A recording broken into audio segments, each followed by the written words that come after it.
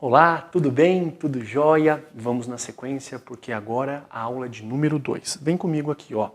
Na aula passada, nós falávamos dos princípios constitucionais, lembra? Agora, ponto de número 2, eu trabalho com você os princípios infraconstitucionais. Então vem para cá, número 2. Não mais princípios constitucionais, agora princípios infraconstitucionais. Barbieri, os princípios constitucionais, artigo 37, caput da Constituição Federal. Isso mesmo, facinho. E os princípios infraconstitucionais? Os princípios infraconstitucionais estão lá no artigo 2º da Lei 9784 de 99. Vamos trabalhar bastante com essa lei importantíssima. Mas por enquanto, vê para mim o artigo 2º. É isso que eu quero que você faça a leitura. Deixa marcadinho aí o artigo 2º e vamos na sequência. Vamos lá. Primeiro princípio que eu tenho a lhe dizer é o devido processo legal. Você fala, ué, mas o devido processo legal, ele também está na Constituição. Tá na Constituição. Só que a nossa cobrança aqui no direito administrativo é nos termos da lei, do artigo 2º da Lei 9784, a Lei do Processo Administrativo. Devido processo legal. O devido processo legal ele se desdobra em contraditório e se desdobra também na ampla defesa. Vamos lá. O que é o contraditório? Contraditório é a chamada audiência bilateral. Contraditório é a chamada audiência bilateral, debate regrado. Então veja, quando eu falo do contraditório, uma parte acusa e a outra se defende. No contraditório, eu não posso permitir que só uma parte fale. Uma tem que falar e a outra tem que se defender. Uma acusa e a outra rebate. Até aí, tranquilo. Depois disso, nós temos também aquilo que diz respeito à ampla defesa. Na ampla defesa, nós temos que trabalhar que, de forma bem objetiva, no processo, podemos nos defender com todas as provas em direito admitidas. No processo, podemos nos defender com todas as provas em direito admitidas. Sabendo disso, você faz para mim a seguinte análise.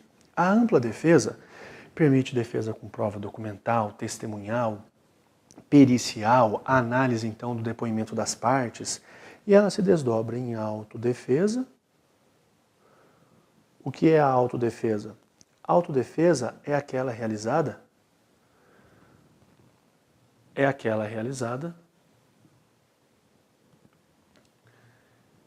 pela parte, né, por quem está sendo acusado, que pode e tem o direito de se defender sempre quando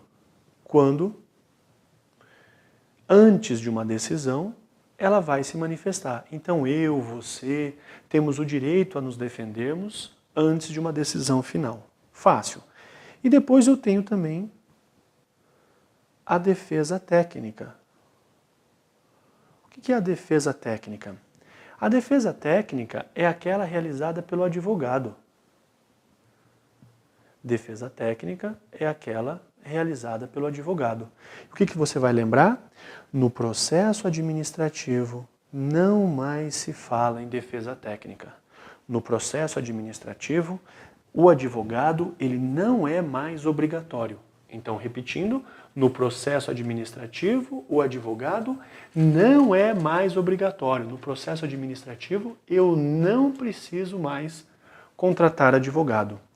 Em outras palavras, o advogado ele é obrigatório no processo judicial? Sim, mas não é obrigatório no processo administrativo. Perfeito? Graças a quem? Súmula vinculante. Súmula vinculante é sempre editada pelo STF, então SV é súmula vinculante número 5. A súmula vinculante número 5 diz que a ausência de defesa técnica no processo administrativo disciplinar não ofende a Constituição. Não ofende a Constituição. Perfeito? Então é assim que você compreende o devido processo legal, em contraditório e também na ampla defesa. Vamos para frente. Depois disso, na letra B, eu falo de razoabilidade. E na letra C, eu falo do quê? Falo de proporcionalidade. Razoabilidade e proporcionalidade. Você fala, Barbieri, mas isso é muito próximo, eu até acredito que são sinônimos. Cuidado, cuidado, porque nós temos aqui que visualizar que pode aparecer uma cobrança distinta para você. E aí, como é que nós vamos trabalhar? Nós temos que trabalhar da seguinte forma, ó. Razoabilidade é sinônimo de equilíbrio. Razoabilidade é sinônimo de equilíbrio. Aí eu lhe pergunto, como é que eu visualizo esse equilíbrio? Bem fácil, bem simples. Pensa comigo, ó. Uma decisão equilibrada é uma decisão que está no meio termo, é uma decisão que está na justa posição. Em contrapartida, decisões extremadas, decisões radicais, ferem o quê? Ferem a razoabilidade. Você fala, Barbieri, mas espera lá. Quando nós trabalhamos com a razoabilidade, se o servidor público for apenado, for sancionado com uma pena grave, uma pena, digamos assim, exagerada, feriu o quê? Feriu a razoabilidade. Tá? Então a decisão tem que ser sempre ponderada, sempre no meio termo, sempre na justa posição. Tranquilo? Fácil, tá bom? Agora vamos analisar a proporcionalidade. Vem comigo aqui, ó. Na proporcionalidade, a relação é diferente. Por quê? Na proporcionalidade, eu falo de uma relação entre meios e fins. O meio escolhido ou os meios escolhidos devem ser adequados aos fins pretendidos. Então você vai anotar para mim. Falou de meios e fins, eu tenho proporcionalidade. Ó, adorei pintar isso aqui. Falou de meios e fins, eu tenho proporcionalidade. Para te ajudar a memorizar, a cor facilita no processo também de aprendizagem. Perfeito? Meios e fins, proporcionalidade. Olha só o exemplo. Esse caso é ótimo, né? Esse caso é um caso verídico. Eu tenho um amigo que ele ama, mas ele ama maconha. Pensa um sujeito que nasceu antes da maconha, de tanto que ele gosta. Na época da faculdade, nós tínhamos lá uma prova de tributário, e tributário é uma matéria densa, matéria pesada, né? Matéria abstrata. E ele falou assim, Barbieri, já sei o que eu vou fazer para essa prova. Precisava tirar uma nota alta na prova. Falei, diga meu filho, o que você vai fazer? Vou fumar maconha. Falei, ó, lá vem um maconheiro querendo legitimar o uso da droga, né? Falei, como vai fumar maconha? Você tá maluco? Ele falou, não, vou fumar maconha, vou relaxar, minha mente vai abrir, chego na prova, acerto tudo.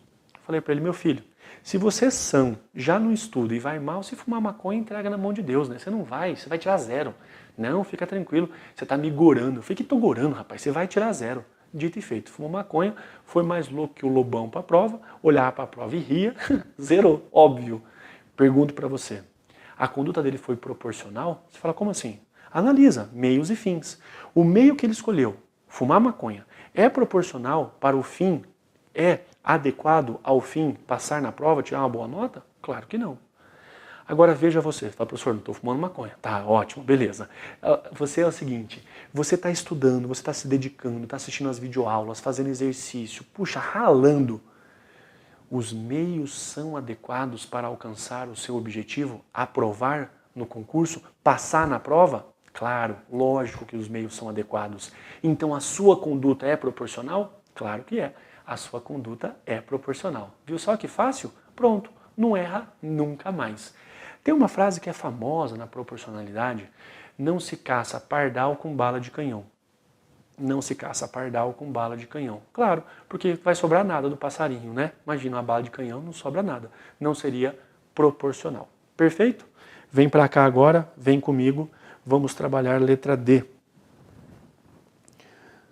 Na letra D, nós vamos visualizar o próximo princípio infraconstitucional. E olha que interessante, eu falo para você aqui da supremacia do interesse público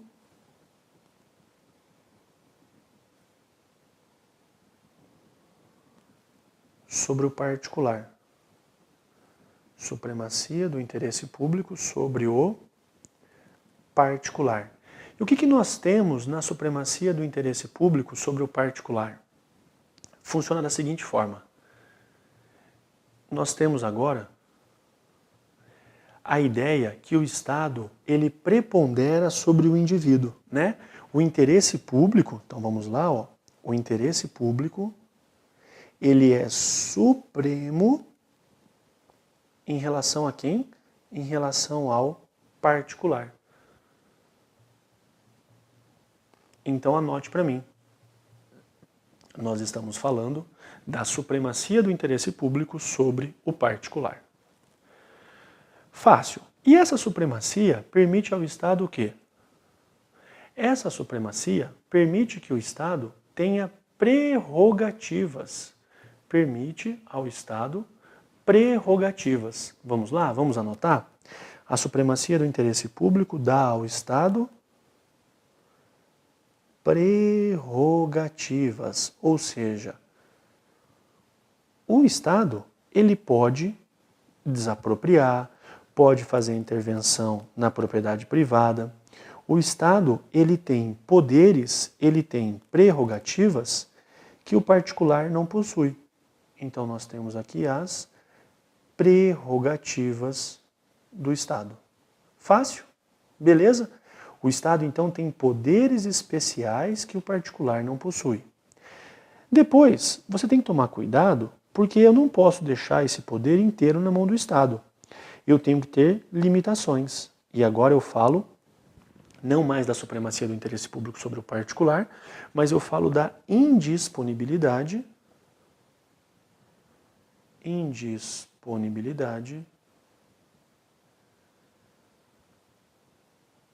do interesse público. Indisponibilidade do interesse público. Em outras palavras, você vai lembrar, por gentileza, que o interesse público, ele é o quê? O interesse público, ele é, indisponível. Marca para mim isso, por gentileza. O interesse público, ele é indisponível. Vigora a indisponibilidade. E olha que bacana.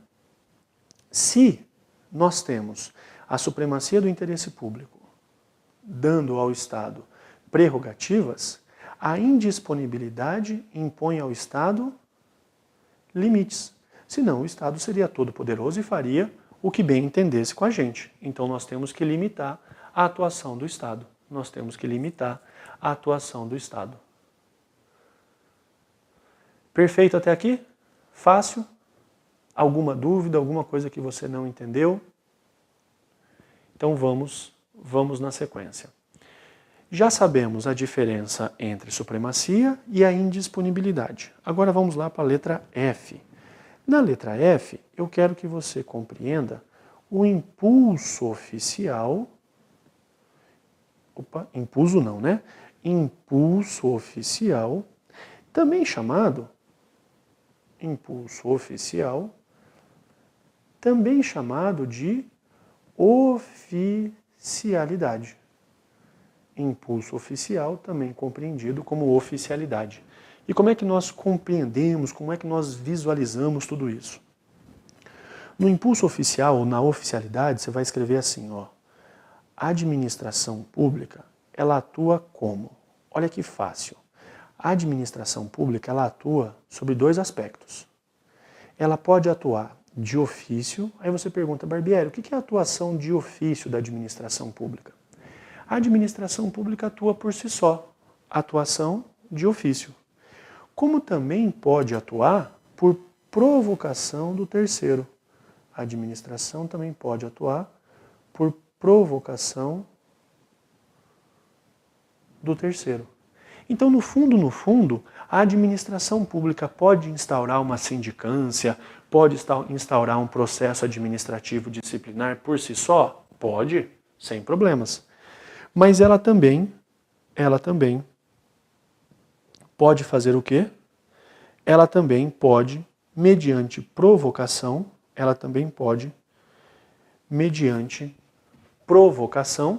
fazer o quê? Instaurar a sindicância, instaurar o processo administrativo. Então, tanto pode ser por si só, de ofício, como também pode ser mediante provocação do terceiro. Aí você diz, Barbieri, mas como é que isso pode cair na minha prova? Pode cair comparando a administração pública com o poder judiciário. Quer ver? Ó? A atuação da administração pública é diferente do poder judiciário. Aí você pergunta, por quê? Porque o poder judiciário só pode atuar mediante provocação do terceiro. Olha que beleza. A administração pública, ela atua tanto por provocação, como também de ofício. Agora, o Poder Judiciário nunca atua de ofício porque a jurisdição é inerte. O Poder Judiciário, ele só pode atuar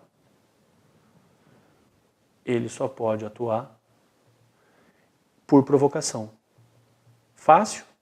Beleza? Vamos para frente. Até aqui, tudo fácil, impulso oficial ou oficialidade, nada mais é do que, olha lá, nosso macetinho, vamos memorizar, assim não, vamos memorizar, administração pública pode atuar de ofício, como também pode atuar por provocação. Facinho? Beleza? Vamos para frente. Não era para acontecer isso, né? Não era para acontecer isso. Vamos apagar aqui então, já que ficou essa bagunça. Vai saber o que aconteceu, mas vamos para frente aqui, ó. Impulso oficial, santo Deus, pera lá. Não era nada disso que eu queria. Impulso oficial, beleza, deixa assim que é melhor. Impulso oficial ou oficialidade, a administração pública atua de ofício por provocação. Isso, agora acho que está tudo correto. Isso, tudo certinho. Próximo princípio, na letra FG, eu quero que você visualize o seguinte. Gratuidade. Na administração pública, prepondera a gratuidade. Lembra? Lá no Poder Judiciário, quando você vai ingressar com um recurso, quando você vai ingressar com uma ação, nós temos que necessariamente fazer o quê? Nós temos que trabalhar com pagamento das custas. Agora, no processo administrativo, vigora a gratuidade. Não existe custas. E lembra de fazer a leitura da súmula vinculante número 26. Claro, súmula vinculante, aquela editada pelo Supremo Tribunal Federal. Vamos lá? Pega para mim a súmula vinculante. Não é a 26 não, eu acho que é a 20... Puxa, eu acho que é a 21 ou 22. Deixa eu confirmar aqui, só um minutinho. Vamos fazer a leitura já dessa súmula vinculante. Será que é a 26? Eu acho que eu errei por pouco, mas eu acho que eu errei. Errei. Súmula vinculante, desculpa. Súmula vinculante número 21. Perdão, errei aqui. A súmula vinculante diz assim, ó. É inconstitucional a exigência de depósito ou arrolamento prévios de dinheiro ou bens para a admissibilidade de recurso administrativo. Então é a súmula vinculante número 21. E depois disso, letra H, segurança jurídica. Princípio da moda, né? Segurança jurídica. Pergunto para você, a administração pública pode mudar o entendimento? A administração pública pode mudar o entendimento de algum dispositivo de lei?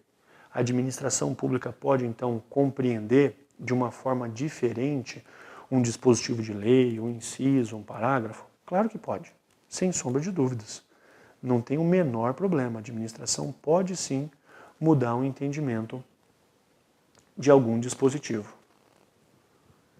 Agora veja você, tem que tomar cuidado que essa mudança de entendimento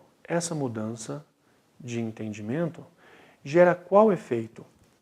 A mudança de entendimento da administração pública gera efeito ex nunc, expressão em latim, aparece bastante nas provas de administrativo. O que é o efeito ex nunc? Vamos usar um marca-texto aqui, ó. O efeito ex nunc, você marca o N aqui, ó. Qual que é o nosso macetinho? Efeito ex nunc é aquele que não vai ao passado, ou seja, não retroage. Em outras palavras, imagina uma linha do tempo aqui comigo, ó. Administração pública, hoje precisamente dia 20 de maio de 2014. Aqui no dia 20 de maio nós temos uma mudança de entendimento da administração pública. Como é que produz os efeitos? Daqui para o futuro, tá vendo? Eu posso ir ao passado? Não. O que está no passado não é modificado. Efeitos ex nunc é da mudança do entendimento para o futuro. Da mudança do entendimento para o futuro. É assim que eu trabalho com a segurança jurídica. A administração, né, como eu sempre brinco, nós temos algumas garantias na vida. Primeira garantia, tributação. Segunda garantia, né, não vamos fugir dos tributos. Segunda garantia, aquilo que diz respeito à morte. E a terceira garantia na vida é a mudança, né? Tudo muda nessa vida, tudo muda. Sendo assim, eu quero que você lembre o seguinte: a segurança jurídica determina que a administração pública, quando mudar o entendimento, a mudança de entendimento produz efeitos ex nunc, ou seja, não retroage, não vai ao passado. Viu que belezinha? Tranquilo? Bom, então agora nós já sabemos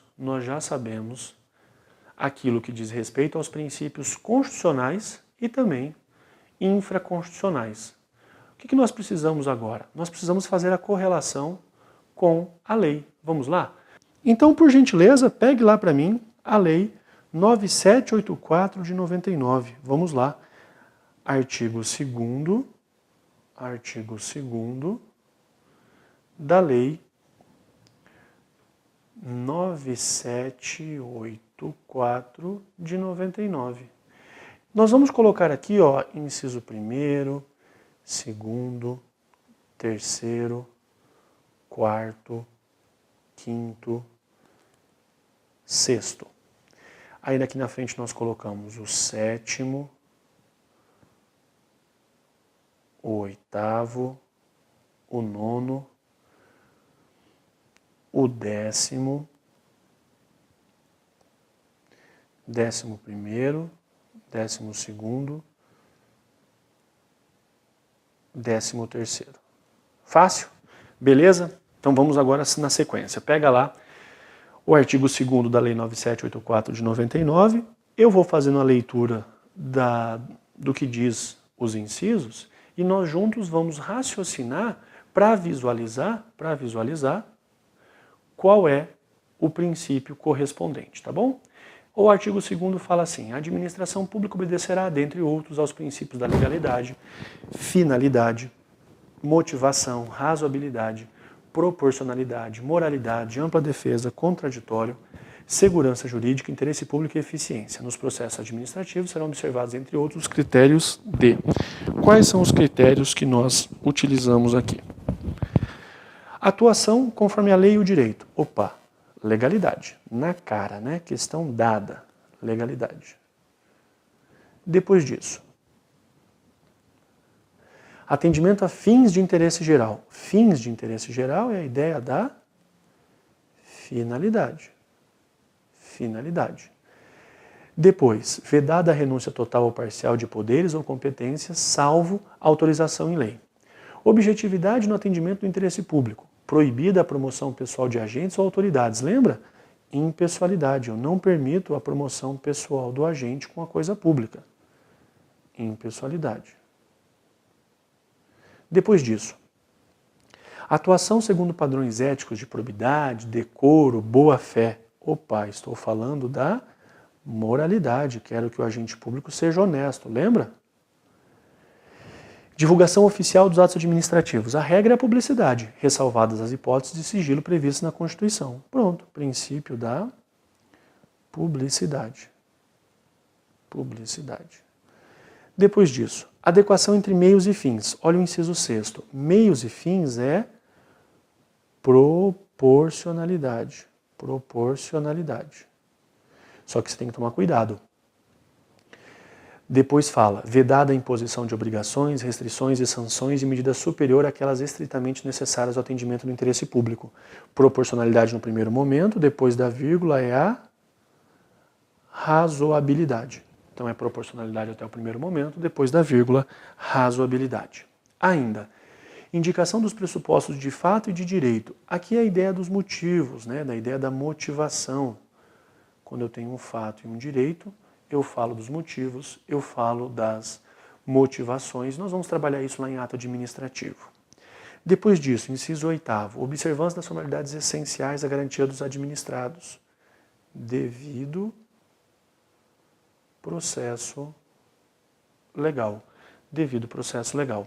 E ainda, inciso 9º, adoção de forma simples, suficiente para propiciar adequado grau de certeza, segurança e respeito aos direitos dos administrados. É a ideia do informalismo. Se nós alcançamos o resultado, mesmo que não seja pelo meio determinado pela lei, mantém-se o resultado. Depois, garantia dos direitos à comunicação, apresentação de alegações finais, produção de provas, ou seja, podemos provar de todos os meios, né? Deixa eu melhorar aqui o meu inciso 10. Isso. Aqui eu falo da ampla defesa. Depois no inciso 11, proibição da cobrança de despesas processuais. Opa, não pode cobrar? Então eu falo da gratuidade. Depois disso, impulsão de ofício do processo administrativo sem prejuízo da atuação dos interessados. Impulso oficial, também conhecido como oficialidade. Depois ainda, a interpretação da norma administrativa da forma que melhor garanta o atendimento do fim público a que se dirige, proibida a aplicação retroativa de nova interpretação. Aqui eu trabalho com a ideia da segurança jurídica. Segurança jurídica, tá vendo? É assim então o nosso resumo. Esse é o nosso resumo.